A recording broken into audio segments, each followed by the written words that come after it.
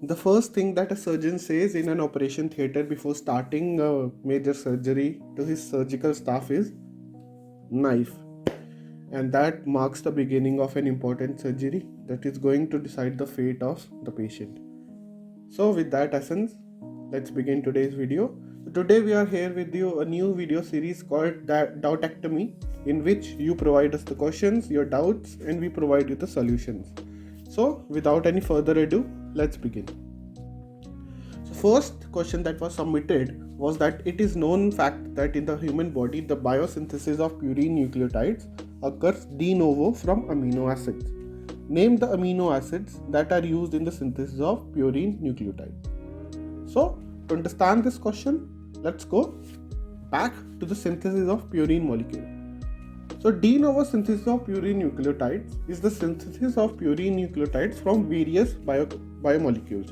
So, various biomolecules form the different part of a purine nucleotide cytoskeleton. For example, as you can see, this part of the cytoskeleton is formed by aspartate.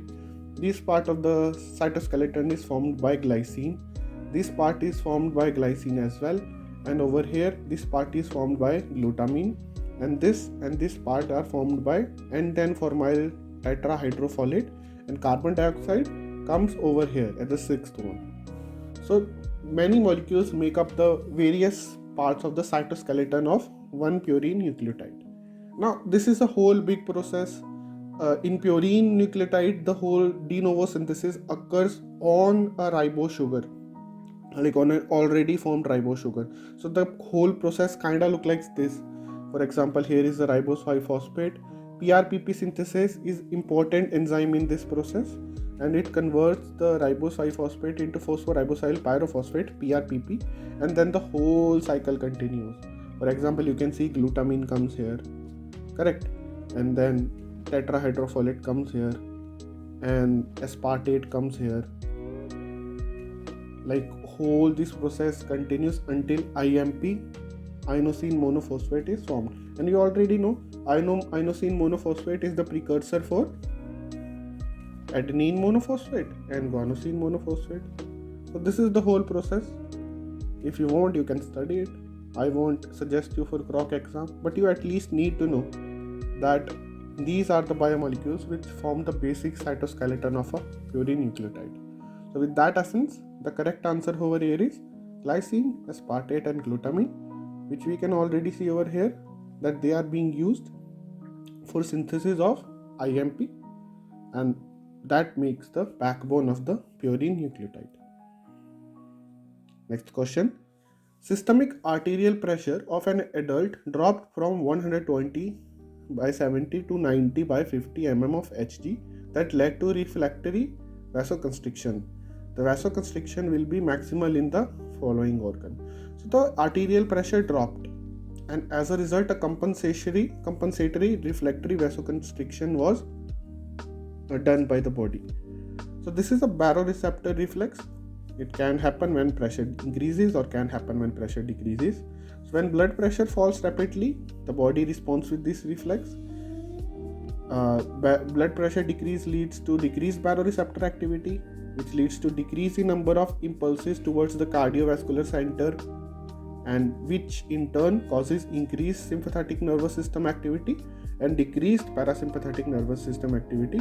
And you all know sympathetic nervous system does vasoconstriction, so it leads to increase in cardiac output and vasoconstriction to increase blood pressure. Now out of all the options, the maximum vasoconstriction occurs in the gastrointestinal tract because it has large surface area and it has abundant blood supply. So maximal vasoconstriction will occur over here, and that is why the answer is bowels. Correct. I hope you understand the whole baroreceptor reflex arc. And why bowels? Because it has very large surface area and abundant blood supply, and from here the blood can reach the more important organs like brain, heart, and lungs. So let's go to the next one. So a 30-year-old patient with bacteriologically proved dysentery developed the signs of paraproctitis. what is the stage of local changes in this patient. So if you have connected to us on our Instagram and our Telegram, we already discuss this question over there, and even we had this post on our Instagram. So you can see in Shigella cause dysentery there are 4 stages in the of colitis. So first of all, there is catarrhal colitis, which is characterized by hyperemia and edema of intestinal mucosa, and also appearances of superficial necrosis, and the intestinal lumen is narrowed. Then we have fibrinous diphtheric colitis, which is characterized by appearance of fibrin or green brownish films between the mucosal folds. Then we have ulcerative colitis, which is characterized by appearance of ulcers that are uneven and of varying depth. Now, obviously, if there are ulcers, these ulcers can get perforated. So if ulcerative colitis is complicated and the ulcers which are formed get perforated and the content of the intestine falls into the surrounding areas of the intestine, it can cause various complications. Like one of those complications is paraproctitis. Paraproctitis means that inflammation, purulent inflammation of the cellular tissues surrounding the rectum. Correct? So ulcers may perforate and they may spread infection. So this is paraproctitis. So this occurs in complication of the ulcerative stage of colitis. Then the ulcers can heal and granulation tissue, the new connective tissue, fills the defect and scar formation occurs, and healing completes with lastly the epithelialization of the mucosa. So that is why the answer over here is ulceration stage. I hope you understand. Pretty simple. Fourth question is that 24 hours after appendectomy, the patient's blood tests show neutrophilic leukocytosis with a regenerative shift. What is the most likely mechanism of absolute leukocytosis development in the patient's peripheral blood? So in case of any etiological factor stimulating the immune system, what happens is that leukocytes and other cells, they arrive at the foci of infection and they participate in the inflammatory process. So various cells and various inflammatory metabolites come to the focus of the inflammation, focus of the infection, and they form an inflammatory focus. And as a result of those cells fighting that bacteria or that antigen or that virus, what happens is that leukopenia develops. The WBC, the numbers of leukocytes, decreases. To counteract that, to provide a compensation to that, the body responds in 2 mechanisms. The first initial compensatory mechanism is quick. In this, what happens is there is a redistribution of leukocytes from the marginal pool into the circulating pool. So what happens is that out of the total leukocytes that are present in our body circulation, half of them are present in the marginal pool, and they are there stored to be released when the body needs them. So in the initial stage, the initial compensatory response, which is faster, like maybe 2 hours after the infection or 2 hours after the appendectomy in this case, the redistribution of leukocytes will occur, which will ultimately lead to increase of leukocytes. And then delayed compensatory response occurs later, takes a longer time, say 24 hours, say 48 hours. And in this case, there is a reactive activation of leukopoiesis in the bone marrow. So the bone marrow is signaled that the amount of leukocytes has decreased and we really need to increase leukocytes, and that is why 24 hours later the bone marrow synthesis or leukopoiesis is activated in the bone marrow. Correct? So that is why in this question the answer is intensification of leukopoiesis. I hope you understand. Fifth question today is an experiment. A lab rat was subjected to a stress factor electric current which resulted in muscular hypertonia, arterial hypotension, hypothermia and hypoglycemia in the animal. What period of general adaptation is the syndrome is this? To understand this, let's look at the next slide. So stress is an adaptive reaction which occurs in response to a stressor factor. Correct? So there are various stages of stress, and you can understand this with the help of this basic diagram. I'll try to make this as simple as it can be. So what happens? You obviously know that in stress there is a release of some stress hormones. Correct? The cortisols, the corticotropin, these are the stress hormones. So what happens is that you know that the adrenal cortex is responsible for secreting these hormones. So these stages of stress, they can be clearly understood with the help of the release, like uh, what is the release status of these hormones in the adrenal cortex. So first of all, whenever the a particular stressor acts on the body and the stress stage begins, the first stage is called as the shock phase of the alarm reaction. Now, the shock phase can be simply understood that in this case, the adrenal cortex has not yet synthesized the particular hormones that are responsible for counteracting this stress. So this is the first stage. So in the shock phase, what would you see?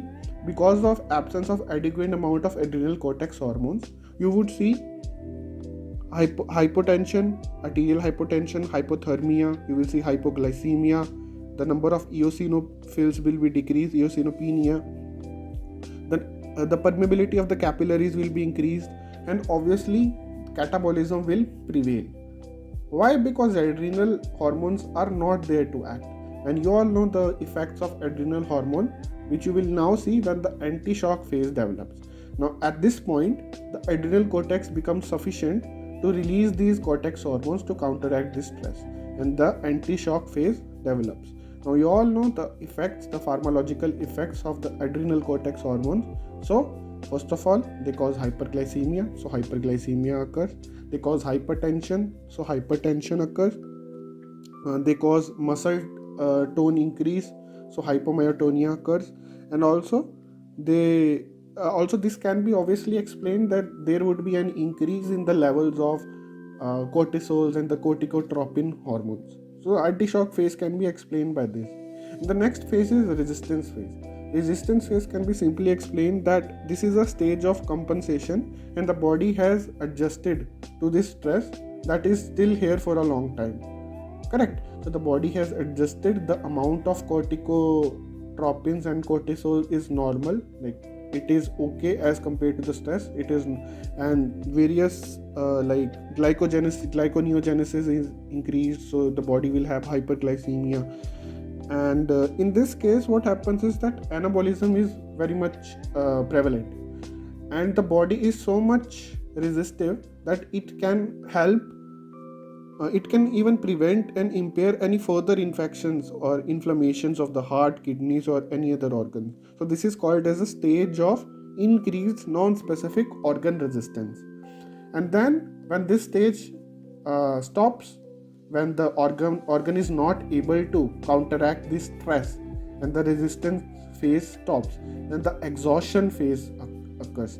And from the exhaustion phase, you can obviously understand that the adrenal cortex will be exhausted, and as a result this exhaustion phase develops.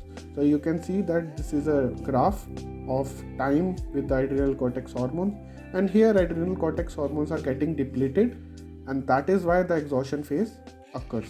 So what happens in exhaustion phase? You will see that the adrenal cortex has atrophied, you will see that the hormone activity is depleting, you will see eosinopenia, you will see negative nitrogen balance, activation of proteolysis, you will see that the blood pressure is getting decreased, and also you will see that the thymus and the lymphoid tissue is getting smaller in size, involution of thymus and lymphoid tissue as we call it. And also you will see that all the functional reserves of the body are exhausted. So for your benefit, I have added this slide. You can look at all these various phases and what you will see majorly in these phases. So I hope that you will be able to answer these questions. So you can pause the video and note it down if you have not already. And let's go to the question. So they asked that there is muscular hypotonia, arterial hypotension, hypothermia, and hypoglycemia just when the rat was subjected to stress factor. So this clearly shows, now we have studied, that this is the shock phase when the body has not adjusted, the adrenal cortex has not adjusted to the stress. Correct? Let's go to the next one. Sixth question is that a smear of specimen of human red bone marrow shows among myeloid cells and adipocytes certain stellate cells with oxyphilic cytoplasm that are connected with the cellular processes. We need to name these cells. So simply, we have various cells. The structure of bone marrow, we have various cells. The bone marrow contains a reticulate connective tissue, stroma, hepatopoietic cords or islands of cells, and sinusoidal capillaries. Now, sinusoids are large venous vessels with very thin endothelial cells and large gap between them, so that the blood cells that are formed can pass these gaps and get released into the blood. Then we have the stromal cells, which include macrophages, adventitial reticular cells, fibroblasts, and endothelial cells, and they produce and release various hemopoietic growth factors as well. Then we have the cords of hemopoietic cells, which predominantly contain blood cells and megakaryocytic cells, and they are responsible for secreting the various cells of the blood. So let's talk about the adventitial reticular cells, which is the point of our question. And these are the cells that are stellate in shape, and they send sheet-like extensions into the substance of the hemopoietic cords. And the why? Because they provide support to the developing blood cells. And in addition, they also produce reticular fibers, and also they have a role in stimulating differentiation of developing progenitor cells by secreting various cytokines. So you can see over here this star-shaped cells, reticular cells, and this was asked in a question that among the myeloid and adipocytes, stellate cells with oxyphilic cytoplasm are connected with cellular processes. These are the reticular cells. So I hope whoever sent this doubt has understood this question. Seventh question over here is that a patient has allergic response with itching, edemas, and skin redness. In tissues, there is an increased concentration of a certain biogenic amine. Name this biogenic amine. So obviously in the background of an allergic response, and there is edema and skin redness due to vasodilation, you should know that this biogenic amine is histamine. I have mentioned various biogenic amines, you can note them down. But histamine produced from histidine amino acid is a vasodilator. It lowers blood pressure, and it also stimulates gastric acid secretion, and it is involved in inflammation and allergic reactions. So pretty simple, histamine. Let's go to the next one.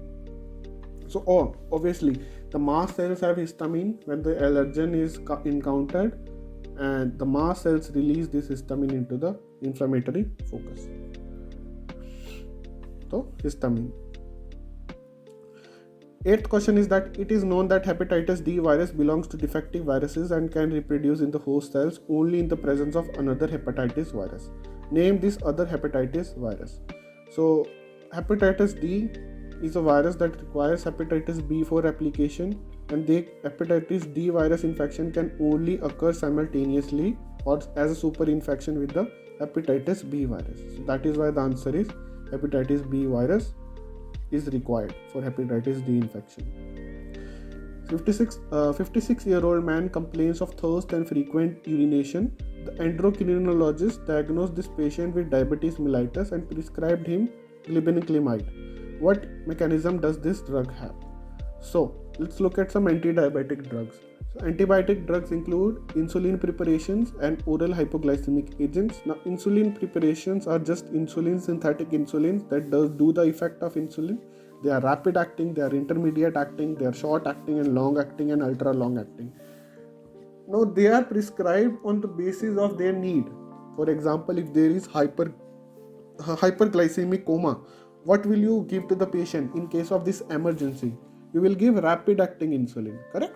Because you need to have the effect very quickly. Similarly, in case of ultra long acting or long acting, you prescribe these medications on the basis of the condition of the patient. But you remember, in case of an emergency, you will provide rapid acting because you need the insulin to act fast. And in case of, say, you have to give long treatment, probably a combination of short acting and long acting is prescribed to the patient. Then we have these oral hypoglycemic agents like sulfonylureas, like glibenclamide. Now glibenclamide and sulfonylureas, what they do is they stimulate the pancreatic alpha cells to secrete insulin. Then we have the biguanides, which metformin, which also have certain pharmacological effects like decreasing the absorption of glucose in the intestine and increasing the insulin resistance basically. Then we have the alpha glucosidase inhibitors. We also have the thiazidinones. So these are various anti-diabetic medications. But I told you that sulfonylureas like glibenclamide, they work by stimulating the beta cells of islets of Langerhans of the pancreas to secrete insulin. So this is their mechanism of action. So I hope you understand. And let's go to the next one. So the 10th question is that a 34-year-old man died in a comatose state. According to his family, after a business trip to an African country, he developed periodical jaundice attacks.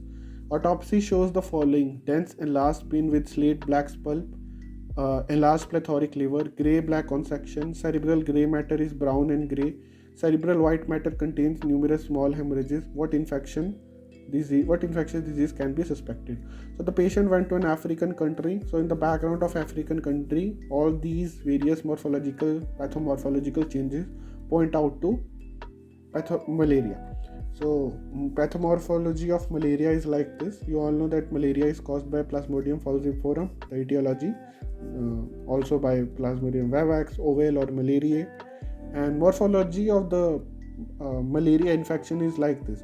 During hemolysis of erythrocytes, there is a formation of hemomelanin. This hemomelanin is responsible for coloring various organs dark grey.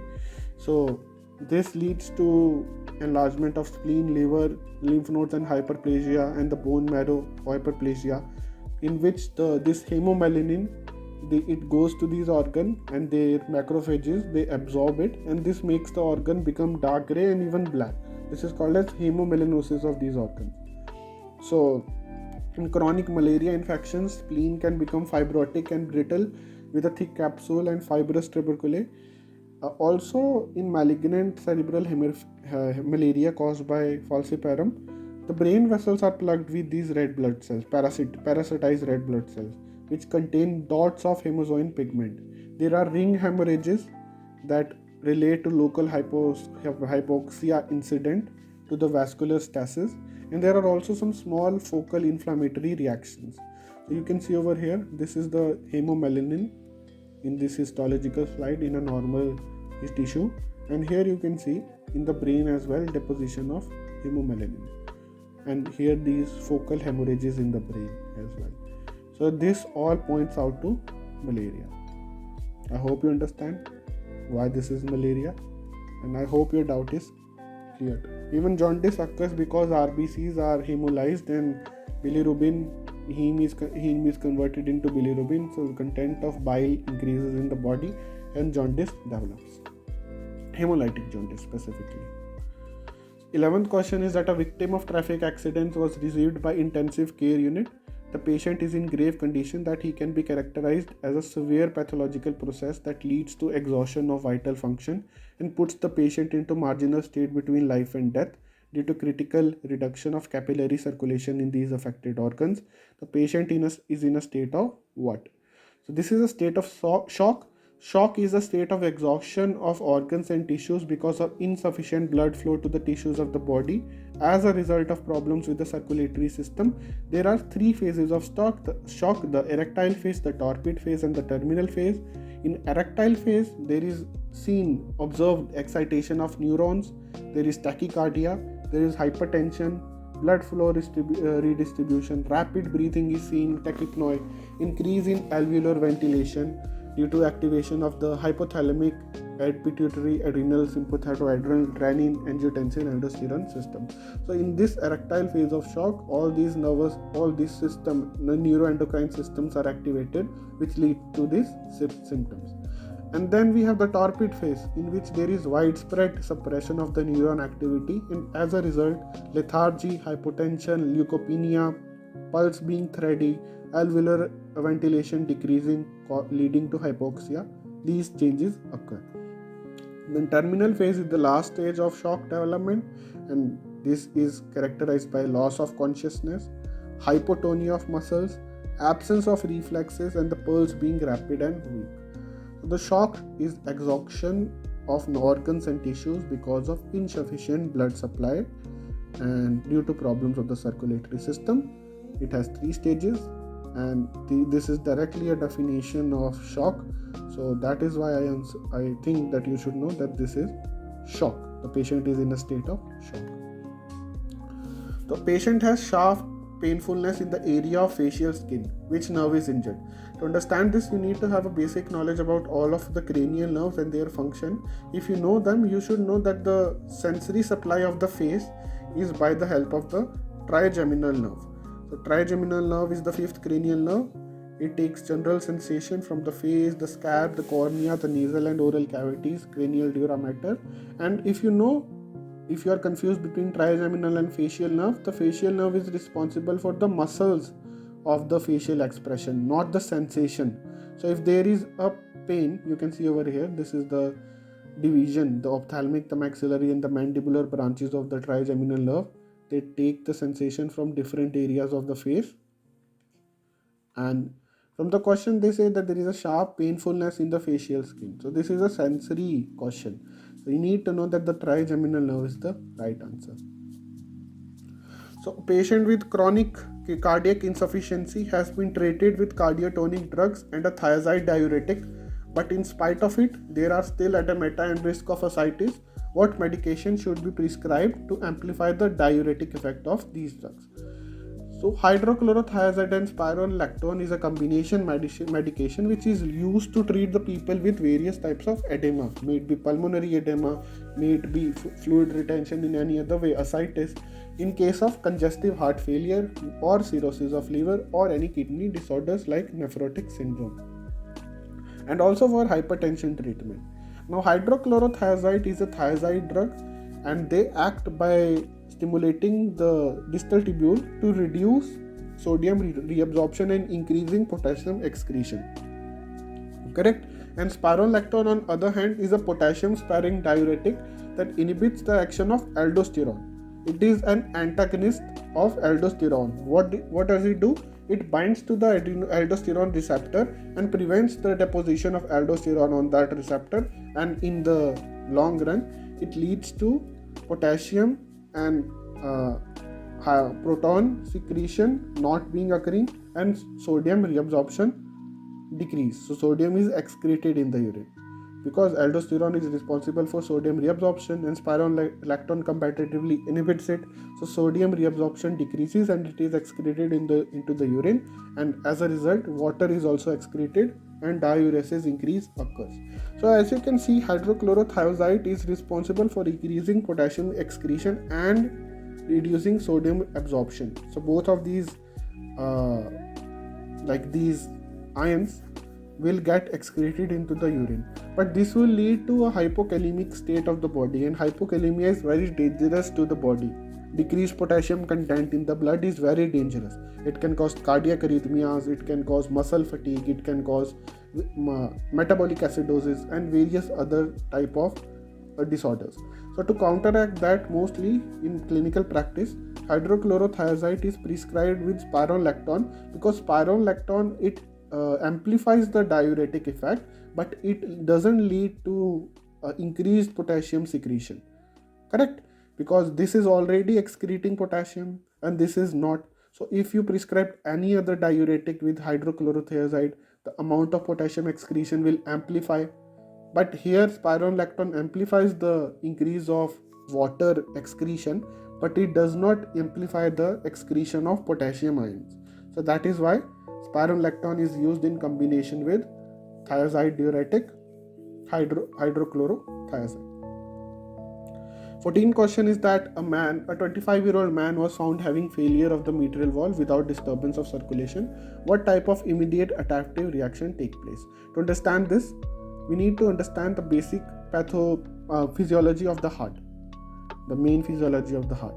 So in case of any stress that comes to the heart, may it be increased volume of blood falling into the heart, or may it be increased resistance from the peripheral vessels causing afterload of the heart, there is a compensatory mechanisms that happen in heart to counteract these decompensation reactions.